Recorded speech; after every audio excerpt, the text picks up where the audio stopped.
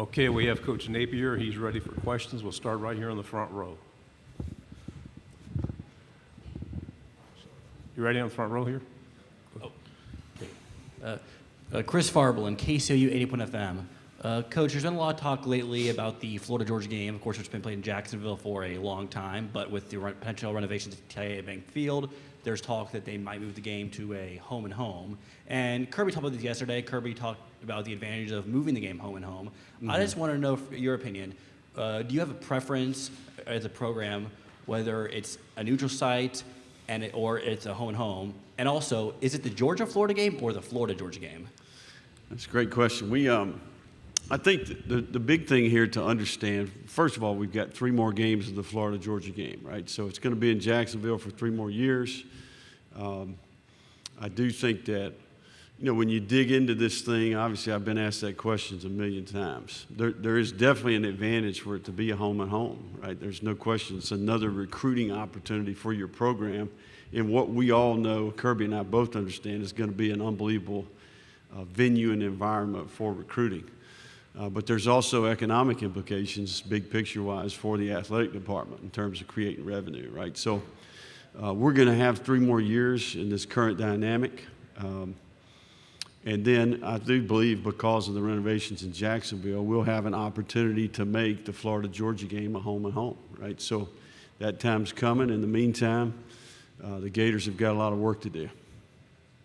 Right side, second row. Kennedy Wright with CBS 42. In what ways could we see the defense improving under Austin Armstrong? Well, I think that we're all benefiting from being in year 2. There's a compound effect of year 2. I continue to say that. One of the things that I think maybe gets overlooked is all the defensive assistants that we had in place, we've retained. We've restructured our staff a little bit in terms of responsibilities, but each one of the assistant coaches on defense had never worked in our blueprint, right? They'd never been around this kind of tree in terms of how we operate and how we do things. So not only is Austin hitting the ground running because he's worked with us in the past at Louisiana, he worked with Kirby at the University of Georgia, but the people around him are in year 2. The teacher is teaching the material for the second time. Not only is the student learning the material for the second time, the teacher is teaching the material for the second time. So all parts of our process, our 8-stage off-season program, we continue to get better at, and I think that defensively we'll benefit from that whole process. Left side, second row. Hey, Coach. Ben Bobick, Local 3 News in Chattanooga, man. Murray County High School, obviously very proud of you and what you've been able to accomplish. Your brother taking over the high school football program last year into this year. Man, how proud are you and how much satisfaction do you get out of that, seeing him take over what your father was able to build, and how often you communicate with him and the folks back there at Murray County and what they're doing down there? Yeah, my mom is actually at the house right now helping out keeping the kids, but she still lives in the same house, and certainly for Kurt to get an opportunity to go back and be the head coach there at Murray County High was, a unique opportunity. But, I think that place is in the fabric of who I am, right? I mean, the people I've met, the things I learned. It's a tough blue-collar community, farmers, carpet mill workers, very much a chip on your shoulder to some degree, and I think that my dad was a high school coach there. So I was connected with all people in that community and certainly benefited from it. So very proud of Kurt, and certainly, Mom obviously loves the place and still lives right there in the same house. So Chatsworth, Georgia is who I am, if that makes sense. Right side, third row. Sure. Billy Jones, KCOU, Columbia, Missouri. Coach, I'm curious, you built your teams for a long time on power football on the offensive side of the ball.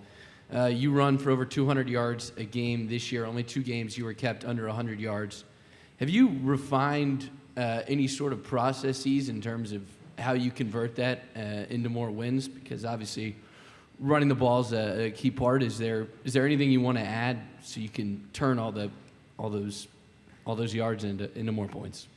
Yeah, no, I think, it's a brand of football that we played. It's got us here. I do think that when you evaluate our season last year, consistency is what we're seeking, right? And I think it all really comes down to detail and execution throughout the game in all parts of our team, right? Not just offense or how we rush the ball, but special teams, defense.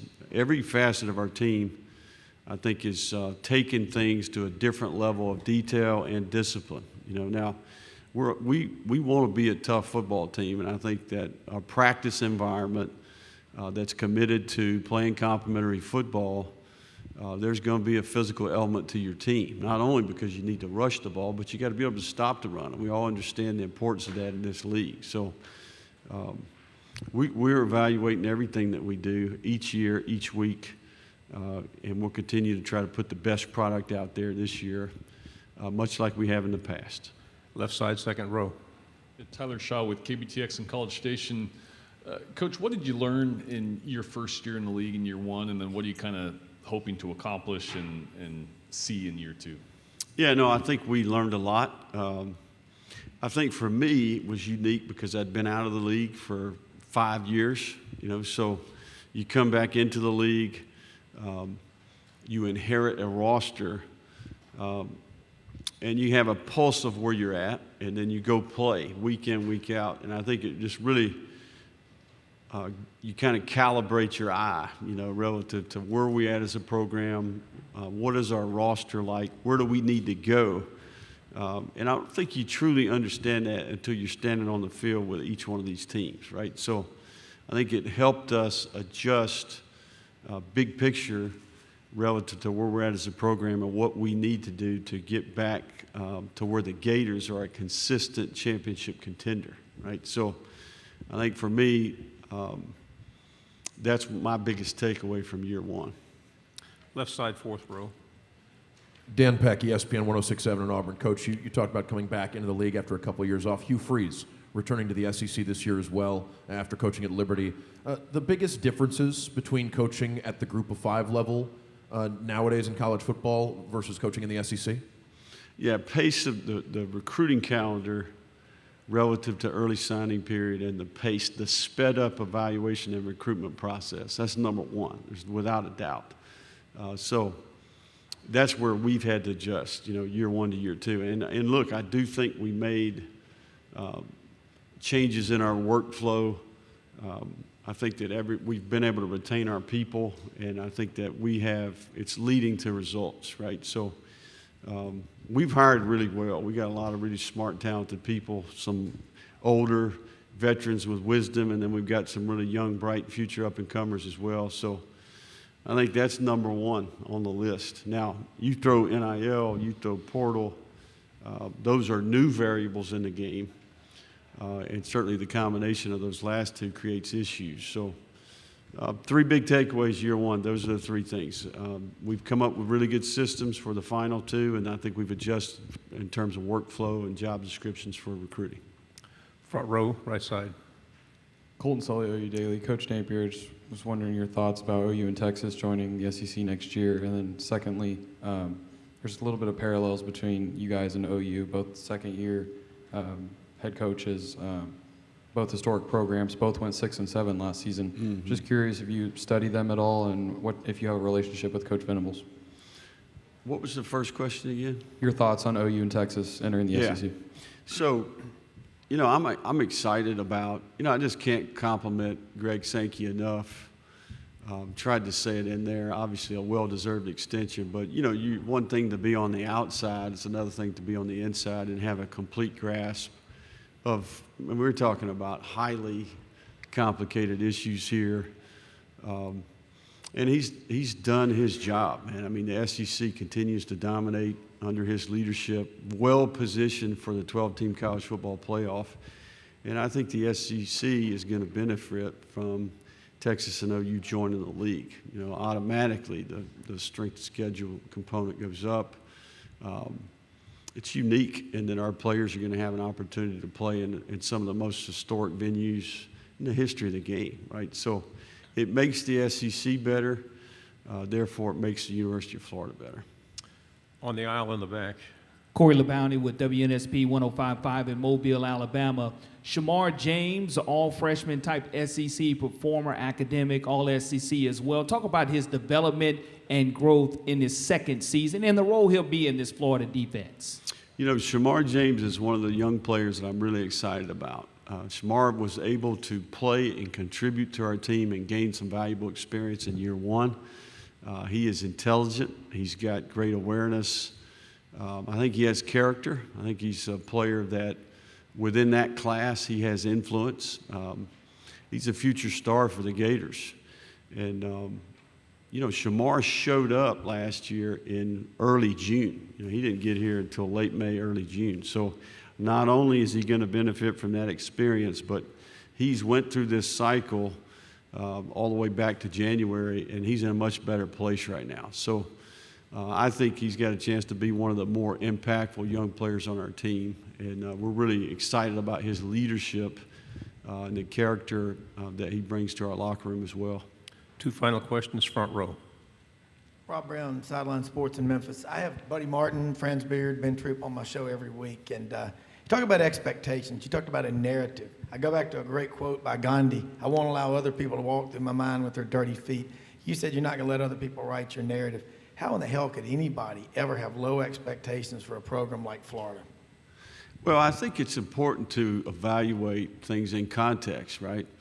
You know, we talk a lot about this in recruitment. You know, 2008, the Gators won the national championship. That's 15 years ago, the last time the Gators won the SEC or the national championship, right? So the young people that we're recruiting now, they were 1, 2, 3 years old, right? So that's one of the battles that we have is recent success. I do, you know, one of the things I respect about the place is people care, right? You want a job with high expectations. You want a job where there's alignment, there's commitment, there's resources, and we have that. So we are not lacking in any area at the University of Florida. Our player experience right now is as good as anywhere. And I've been impressed with the caliber of people that we've hired. And I think as we continue to evaluate and recruit well and, you know, retain our people, you know, not only the players but staff. And we have consistency in our process, consistency in our systems, the way we create habits, the values that we teach, the big picture approach relative to our purpose. If we can keep people at the core of what we do, we got a chance to do something really special here. Final question, front row. Jack Patterson, WRBL in Columbus, Georgia. Coach, to piggyback off an earlier question, you come from a family of coaches, and one of your brothers coaches in our area, Matt Napier at LaGrange High School. What kind of influence did you have on your brothers, and you know, what things have you learned from your dad that you've been able to pass on, as well as things you've learned in your current position that you've been able to pass on to your brothers who are coaching at high school? Yeah, you know, we're all a product of being the son of a high school coach. I mean, we grew up in this game and consumed with the game. You know, we're on the sideline. We're in the back of the pickup truck picking players up to go work out. We're in the weight room, equipment room. We're running out to get the tea after the kickoff. I mean, this is what we did, right? And I think the unique thing about my dad's journey was late in his life, he changed his perspective, right? I think that he often would say the game of football is about people, it's about strategy, and it's about competition. And it's really important that you always keep people at the top of that list. If you get to thinking you're going to outsmart everybody or outwork everybody, you're not going to get the long-term result that you want, right? So I think for us as his sons, I think we approach the game with that in mind, right? I think that's the unique thing about the game of football. It closely resembles life.